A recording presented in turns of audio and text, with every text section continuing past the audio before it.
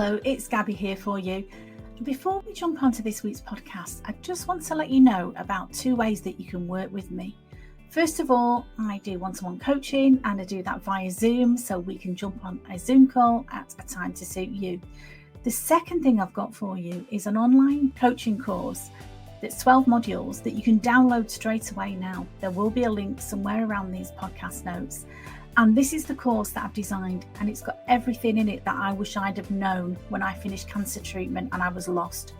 So you can download that course now and you can start working towards making this your happiest and healthiest year ever. I'd love to hear from you. Let me know what you think. Take care. Bye-bye.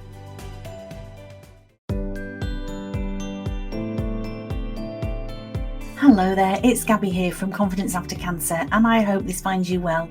I am feeling very well this week. I am celebrating 16 years since my diagnosis of inflammatory breast cancer, which was also triple negative cancer. So both of those quite rare, quite aggressive. And back in the day, 16 years ago, the prognosis for both of those things was not good. But here I am fully no evidence of disease, feeling very happy, very healthy, very grateful to be here. So quick podcast this week just to say I am celebrating life, and it's really made me reflect on where I am now, where I want to be in my life as well. And so some cancer survivors I know will talk to me and say, oh, well, when do you celebrate the notable date? You know, I'm saying it's 16 years since my diagnosis, and I'll never forget that date, probably as long as I live, 16th of January 2008.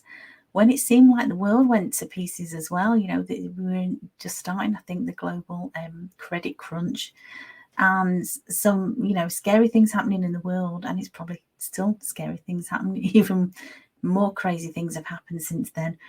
But what date do you celebrate? And for some people, it is the date of diagnosis, like me, and for some people, they like to celebrate the date they actually ended their treatment. And these are all notable dates for cancer survivors. And you know what? It's up to you, my love. There's no hard, fast rules. Celebrate all 3. Celebrate every day. That would be my advice to you. You know, the end of cancer treatment is not like you see in the movies. You probably will know this, where they ring the bell and everybody jumps about and says how wonderful it is that you're cured. Nobody has ever said to me that I'm cured. And, I had inflammatory breast cancer. I've talked about that before. The best you can hope for with that is no evidence of disease, and I'll take it. I'm happy to take that. I'm very, very blessed to be here.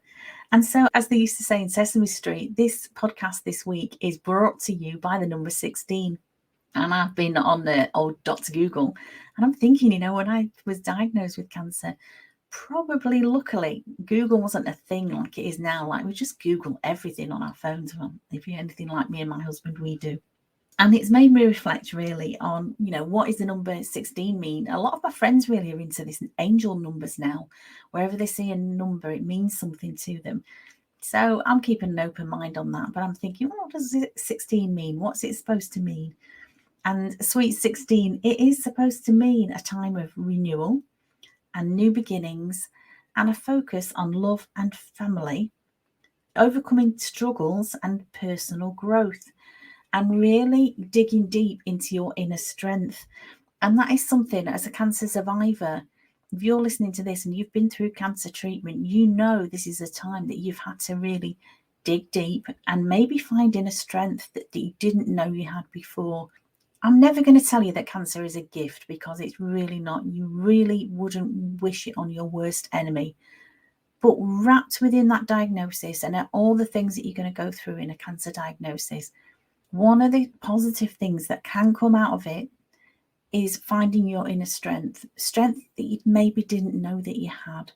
Also, maybe realizing things that you maybe taken for granted before. I know I had family and friends who loved me, but again, you kind of take that for granted in most day-to-day life, don't you? But it really brought that home to me, how absolutely blessed I am and how grateful I am for the support and the love that I've got around me. My life's not perfect, and I'm not pretending that it is. And along the way, I've made some mistakes. I made some mistakes in my cancer recovery journey, and that's really why I do the work that I do now.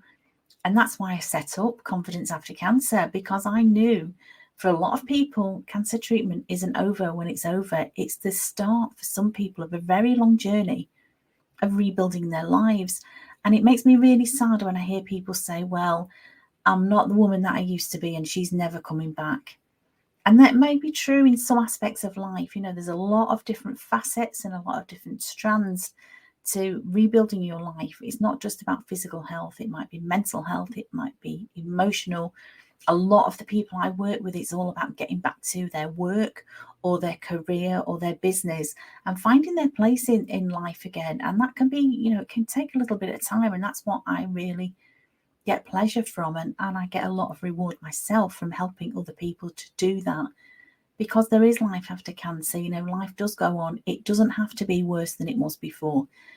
For many of us, I still suffer with some physical symptoms, lasting side effects that may go on for a long time. That doesn't mean my life is over. That doesn't mean my life has to be worse than it was before. It's different, and I've had to make some adjustments. And again, that's different for everybody. But, you know, you've been given a gift. And one of the things that I reflect on when I come to an anniversary, a cancer anniversary, is the people that I've met along the way that are no longer with us. And that is very sad. And at one point, I used to feel quite guilty about that as well. You know, why did I survive and why didn't they? And it kind of grates on me a little bit when people say, oh, you're so positive. That's why you survived.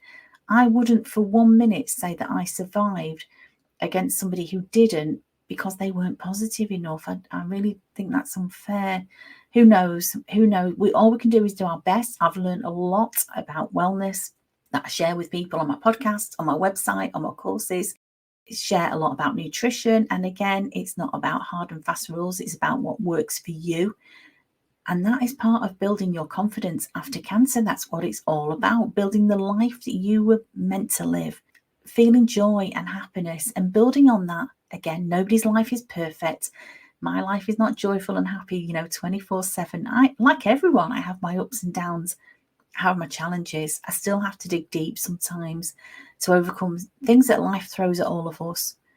But I've got a lot of tools and techniques and things that I can share with people now that will help you. If you're struggling with anything, I would just ask you to reach out to me. You are not alone. When I finished treatment, I really felt there was something wrong with me because I felt like I should be exuberant. I felt like I should feel triumphant, and I didn't. I was very depressed. I was very anxious, and I felt quite lonely. I felt like nobody understood me. And if you're listening to this thinking, well, I finished treatment, but I'm struggling here, I understand that. I've been there, and I'm here for you. So please reach out. There will be hopefully a link to my website around this podcast in the notes, confidenceaftercancer.co.uk. You can get in touch with me, Gabby at Motta Z. I'm on all socials, Gabby Motta on Instagram. Get in touch with me. I'd love to help you. I'd love to know what your challenges are and how I can help you, because if I can't help you, I bet I will know somebody who can. And so I just want to leave you with the thought really of that I am very grateful for being here. I'm grateful for the technology that even a technophobe like me can get my head around, where I can speak to you. I can speak to you on the internet. I can speak to you on my podcast. I can speak on socials. So thank you so much for listening. I'd also like to thank my coaching clients, the people that I work with, the people that I am blessed to help on their journeys as well, because I learn from them as well. And the love and the inspiration is just wonderful that I get from that. As always, I want to thank my friends and family for just the support and the love and the understanding that you've given me when I've fallen down, when I've been struggling. And life is hard sometimes. And, thank you so much, anybody that's helped me in any little way. It means the world to me. Thank you so much. And lastly, but not least, I want to thank my husband, Paul, who, again, probably take for granted a hell of a lot. But we've been married quite a long time. We met nearly 40 years ago. And, for me, after having quite a hard childhood and not having a stable family around me as I was growing up, I found my husband and we've created our family, and his love and support is just always there. And I'm so grateful. So whatever you're doing, I'm thankful for you, my love, for listening to this. Have a wonderful week, and I'll speak to you very soon. I am off now to celebrate with a spa break with my friend from school. So I still think she's a girl, but actually we're in our 60s now. But we're going to have a wonderful spa break, and I'll tell you all about that next time. Thank you for listening. Have a wonderful week. Take care. Stay safe. Stay sane. Bye bye.